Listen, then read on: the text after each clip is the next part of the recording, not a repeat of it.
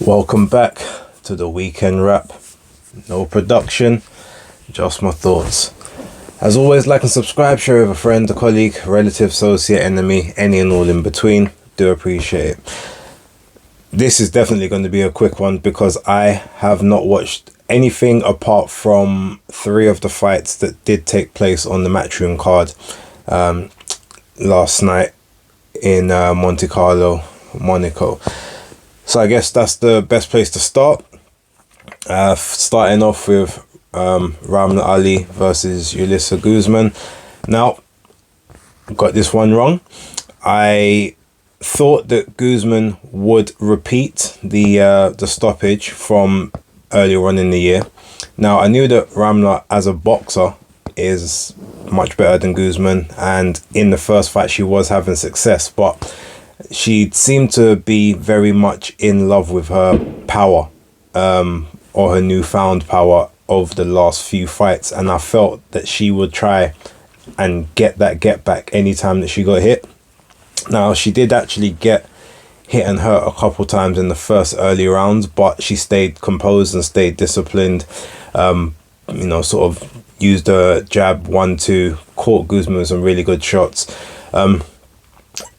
Quite a bit of sort of dirty clinching in there, which the ref warned her about on a couple of occasions, but it was just surface warnings.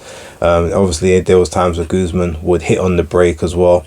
I'm not sure how much of a language barrier there may have been there, or maybe she was just getting frustrated at some of the stuff that Ramla was doing, but Ramla was surviving and she was thriving in the match, and ultimately it was a 96-94 victory for her. So, she done well. I saw the Sulaiman Sissoko fight. That one I did get right. I did predict that it would go points and he would win a points decision. But being and seeing how the fight kind of played out, there was definitely opportunities for him to maybe close the show on that one. So I don't know. He's at 147. He's a good operator, but he's not the most entertaining to watch.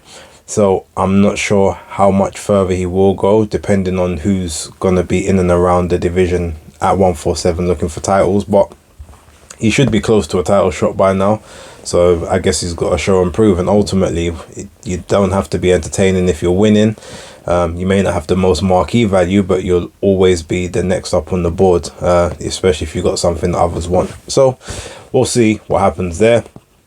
I saw Sivanati Nonchinga against Adrian Curiel, and yeah, I got this one 100% wrong. But to be honest, I think the majority of of the boxing community did. Like, Nonchinga is a very, very good, talented young fighter. There was a lot of promise in him, and there still is. He didn't seem like one of those ones that had all of those, those hard wars in like South Africa and the African gyms. Like, he was young, he was fresh, he's got really good skills. But it's funny because in the first round of that fight, there was a couple of times I saw him, he was sort of getting hit with body shots, and they didn't look like they was hurting him, but it's the fact that he was getting hit with like the hardest shots from Curiel, like, quite easily. And I was looking at it like, I know this guy's only got 4 KOs on his record, but you want to be careful here because you don't just want to give him the opportunities, even though you're obviously opening angles to find your sweet spot and get your work off as well. But overall, it was a really competent round from him, and I thought he won it quite comfortably by picking the better shots overall, slipping, rolling, and riding. Like, I guess, Curiel's most dangerous shots.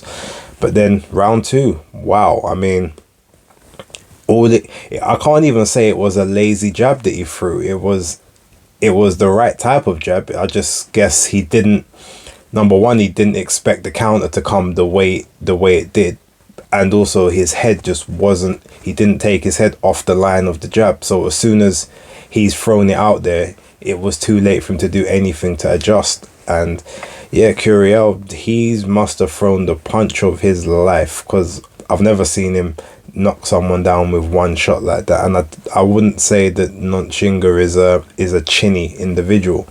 it was just a really, really sweet shot. He did try. He obviously, spat out the gum shield. He did attempt to get himself off the ground, but Sparkle Lee said, no, we're not even going to do that at this point. Because he was just laying prone for at least 3 seconds on the floor before he tried to get up. And I guess she felt, we're not gonna risk this one. So it's a bad loss for him, but it's definitely not the end of the world. Again, he's 24, 12-1. There's opportunities. If he wants, he can try and run this one back. I'm sure there will be an opportunity there. It was a voluntary, so maybe there was something in the contract that does allow that. There are other champions at light fly. If he wants to stay down there, maybe he might now have to move up to flyweight as a whole and see if he can do something in that division. If maybe punch resistance at light fly is not a great one at this point. And Eddie Hearn has yet another Mexican champion. It's funny. I saw Rick Glazier on X a little earlier on, basically saying that, Eddie Hearn just doesn't learn. He keeps throwing his quote-unquote stars in there with these Mexican journeymen and getting them beat. Well, what I want to say to that is, if they're a journeyman, well then Eddie Hearn's quote-unquote stars shouldn't be losing to them, right? So they have to be better than journeyman if that's the case. So while I respect Rick's view, and I respect when he comes up with pay-per-view numbers and things like that. But when we're looking at the actual business of boxing and the actual sport itself, he says a lot of questionable things, and that's not one that I subscribe to. At the end of the day, someone with a record of 23, 4-1, and it's not 4 losses on the bounce, to me can't really be a journeyman. That just sounds like someone that's had a lot of hard fights or has had competitive fights, and ultimately that's what we're all trying to get back to, right? Like, not necessarily worrying about O's, but it's who are you in there with.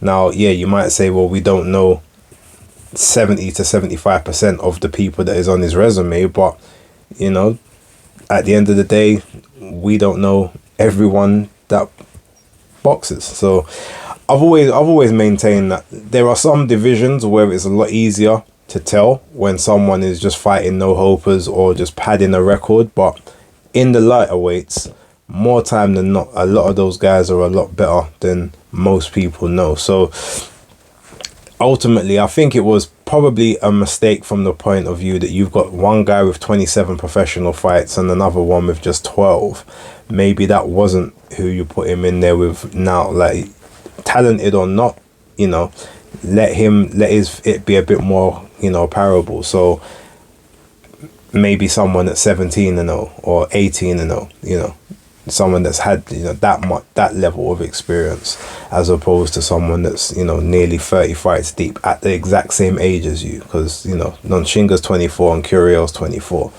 That's a lot of additional experience and rounds in the bank that you can't really account for, talent or not. But I hope he can come back from that one.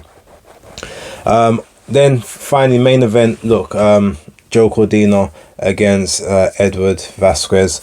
I didn't score it. I wasn't really paying attention too much because I knew that Joe Cordina would win on points. That's what I predicted. That's what happened. Could Vasquez have a argument there to say that he won? From what I saw, I feel like the best case he had was a draw, 6 rounds. Again, I didn't score it, but obviously I guess he did a lot better than expected. And I guess he made it to a point where Joe Cordina couldn't do everything that he wanted to do in there. But overall, I'm not sort of hard pressed by the majority decision. 8-4 did seem a bit excessive, but I mean, look, that's essentially 2 swing rounds. It's not one that I'm gonna go back and recheck, to be honest. I really don't care enough. This was one of those weeks where I was like, I was kind of checked out. To be honest, I was more interested in watching the Riyadh season WWE Crown Jewel event. That took more of my focus than boxing did this weekend. But to go real quick over to, there was actually a fight in Costa Rica on the zone from Golden Boy Yocasta Valle. She took on Annabelle Ortiz. She won I think it was a unanimous decision. I watched it a couple of times this morning. It seemed like a pretty action-packed fight overall. I can't remember the scorecards, but I think one of them ended up being something like 95-93 to 95-93 to Yocasta Valle, and I think there must have been like a 97-92 or something like that. So I need to double check, but I don't know if cause I saw a knockdown happen, but when I remember watching it, like, it got waved off, so I don't know if that got counted or not. But anyway, I didn't put that in my obviously basis picks because I totally forgot about it. But on my predictions league thing, I said Yocasta Valle would win on points, and she did. Moving over to the top rank card, so Raymond Mortaja against Diego Nunes Torres. I think I predicted that Mortaja, I thought it would go the distance. I thought he'd win on points, but he managed to get a stoppage in, I think it was the 8th round. Now, to be fair, Nuno Torres, like, he got up, he followed the referee's instructions left to right. He looked pretty clear at that point, but then the ref decided to wave it off. I haven't seen the fight, I just seen the highlights, so I've got to tell to the ref's judgment there. But just on the optics, he got up a little bit late, but he got up at the 9 count. He said he wanted to go on. The ref asked him, walk that way. He walked that way comfortably, walked back the other way comfortably. Didn't look like there was any issue at that point, but ref, I guess I'd have to, like I said, I got to tell to his judgment on that one. So Raymond Mortaja goes on. He said he wants Devin Haney, but I guess we all know Devin ain't coming back down to 135, especially not for Raymond Mortaja. So he's probably going to end up fighting for a vacant title. And then him versus Shakur could be an interesting fight. Maybe 2 or 3 fights down the line, I could see that happening. Who else was on that card? Lindolfo Delgado. Again, I think he got a KO 4th round. I think it was an 8th round, and he got a 4th round stoppage. I knew he would get a stoppage there. Again, very, very, very good prospect. I like watching him. I haven't been able to see the fight yet, but I will check it out as soon as I get access to it. For some reason, my Skybox didn't record the event, and the website I normally use has only got the live streams up at the moment. It doesn't have the replay.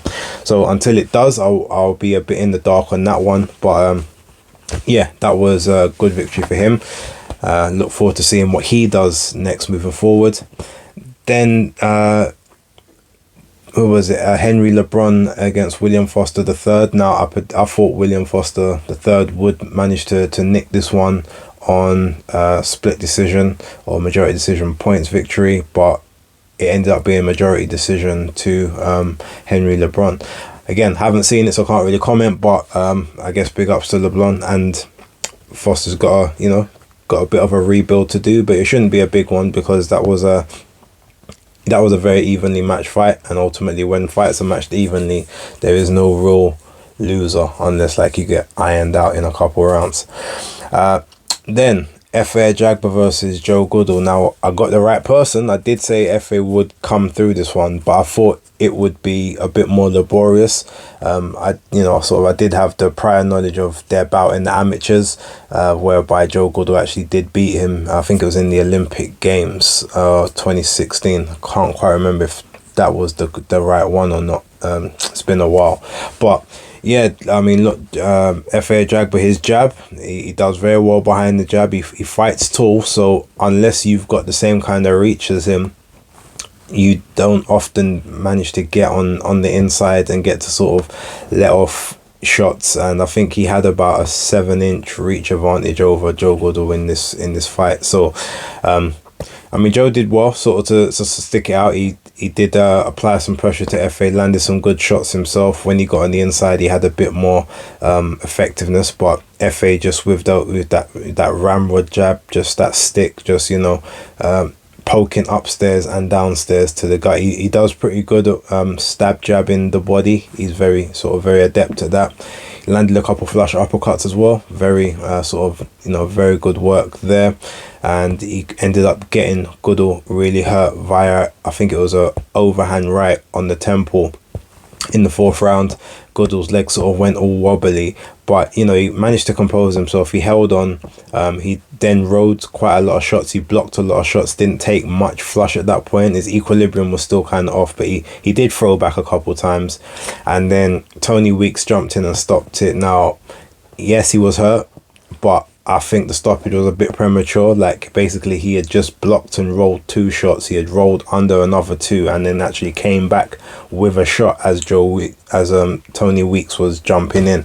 So to me, I'm not gonna like go to bat on this stoppage. There's been a lot worse, a lot more egregious, but this is one that I would have rather seen carry on just a little bit more, because we already know that Goodall's a tough guy, and ultimately, yeah, he's hurt, but give him the opportunity to either come through the crisis or drop or take it, or to beat the point whereby he no longer can defend himself and he's literally like taken like just 1 or 2 flush shots with his hands down or something.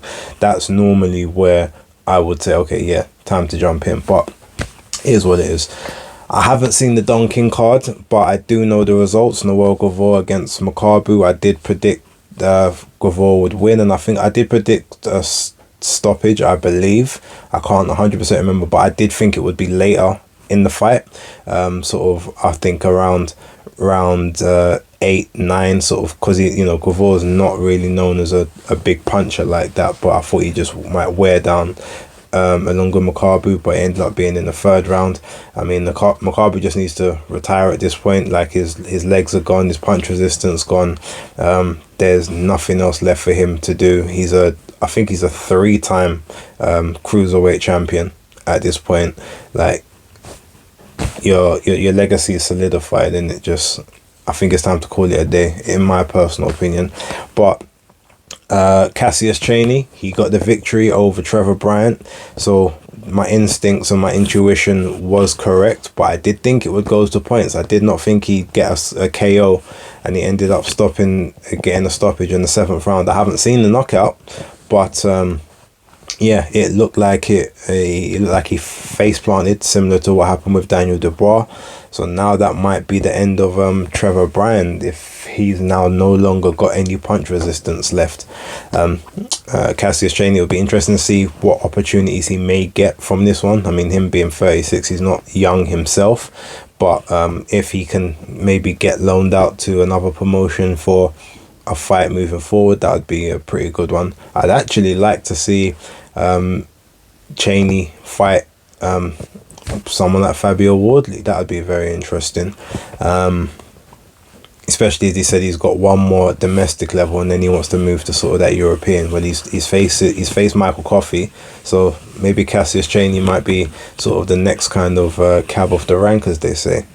Going back to the Ajagba fight real quick. So Jean Gelé was in the crowd, and for some reason they was really trying to get FA to say that he wants to take on Jean as his next opponent. So I guess they're either looking at that as a keep busy for Jean Gelé, or they want that interim status that he's got to put FA in line for a title. The weird thing about that is, though, he's the WBC silver titleist, so it makes more sense that you'll go after someone who's high up in the WBC rankings as opposed to WBO. But I mean, look, ultimately, I'll tell you this now: if he fights Jean Gelé, he gets ironed out, and he gets ironed out swiftly. Less than 5 rounds, because the one thing about FA, he doesn't move his head, and he stands very upright, and everything is very not robotic in the sense that it's but it's very stiff. Everything about his movement, he's got decent footwork now. He's been working on that, but everything is just it's very simulated, and he will get caught especially by someone like Zhang, who's just way too experienced. So yeah, they don't want to be putting him in there with someone like that just yet. What else was on that card? Jonathan Goudry on the Don King card as well. What's the guy's name? Escalera. I can't remember his first name, but I knew 19-0 with 19 KOs, but no fighter of note on the card. I think pretty much every fight he had was in Puerto Rico. I knew Goudry would KO him, but I thought it would be again a bit later on, sort of like the mid to late rounds, 8-9, sort of that area. I think he ended up KOing him in the second. So overall, I mean, yeah, the majority of the predictions were correct, but the howlers were obviously Ramla Ali. I got that one wrong. Sivigani Nonchinga, I got that one horrendously wrong. And William Foster III, I got that one wrong. All the others, I got the right person, but the methods of victory was probably a bit questionable. But that being said, look, I said that I get to have that one sort of one bad one bad night a month, and I said this would probably be that one, but I was happy with it. It wasn't really a weekend I was too interested in. But with that being said, I'm gonna leave this one here. Leave any comments down below for any of the fights that you sort of witnessed or ones that you was really impressed by, and we'll sort of take it there. Before I go, shout out to Danny from Fight Fan TV, because he also predicted that Cassius Chaney would beat Trevor Bryan. I can't remember if he thought it was going to be a knockout or he thought it was going to be points, but we both had that same pick in common. So big ups to you. And yeah, I guess we'll chat later on in the week. But for now, I'll leave it there. Thank you very much for watching. It's the weekend all wrapped up. I'll catch you next week for some new, fresh content. But until then, peace.